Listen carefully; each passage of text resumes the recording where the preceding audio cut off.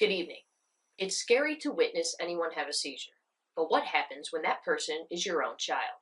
What causes seizures? What do the signs and symptoms look like? How can EMS help?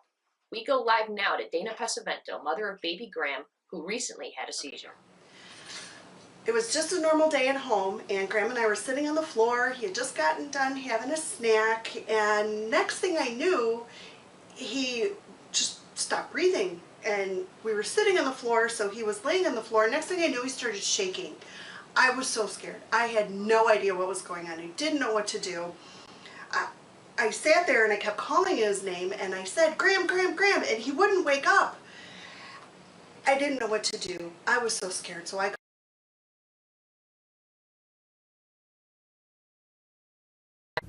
We go now live to Dr. Sutherland, the medical director.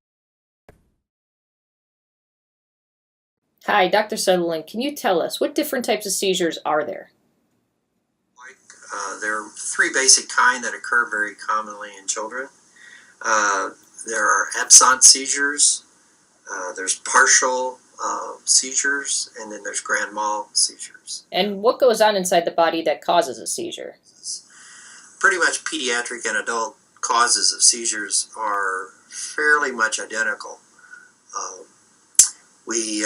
what leads you to have a seizure is something that within the brain actually increases the threshold for you to have a seizure, and that would be some electrical activity is increased, and once that starts, then you lose your connections in the brain, and the seizure takes over.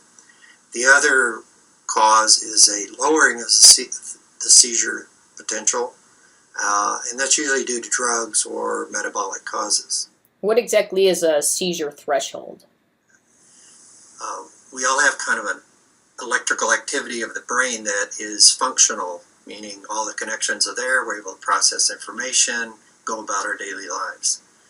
If you get a spike in the electrical activity, it could exceed the seizure kind of governor, if you will, within the brain, and it leads to a seizure.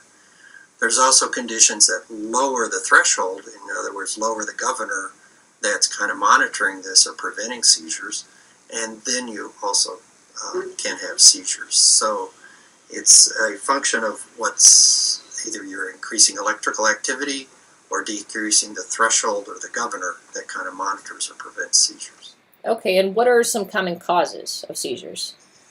Drugs or medications can lead to seizures. Typically, they do that by lowering the seizure threshold that we talked about.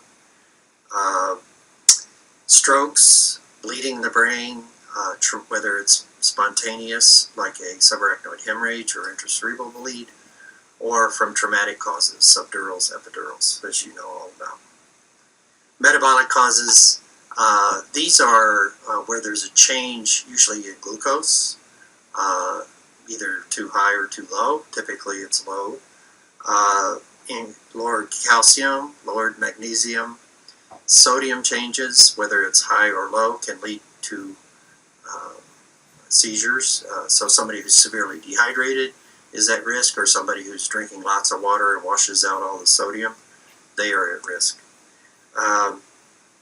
And then in children, there's this category of causes called inborn errors of metabolism. They are genetically prone to have seizures, not due to epilepsy, but because their body is not making certain chemicals in the body, which can put them at risk for seizures.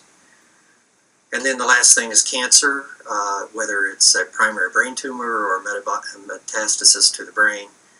These mass lesions at some point put enough pressure, increase the spikes, the electrical activity, and then they can have a seizure from that. And what's most common for peds specifically? Seizures. Well, in children, febrile seizures are by far the most common. But then you have to think for those children that infections are the cause. This could be from viral, bacterial, or even parasites. Parasitic infections are rare in kids, but if they're from Central South America, then they are at risk, and we have to evaluate them for potential parasitic infections. And can you demonstrate a seizure for us so we know what it looks like?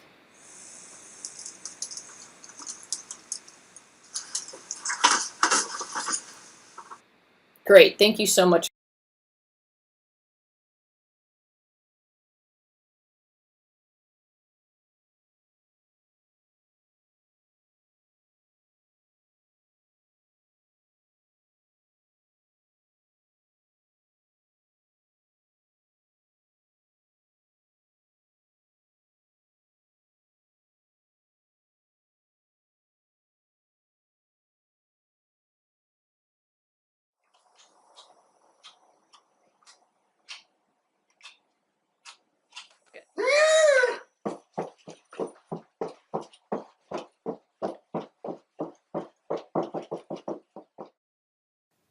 When EMS is called to the scene for a pediatric seizure patient, they will do the following.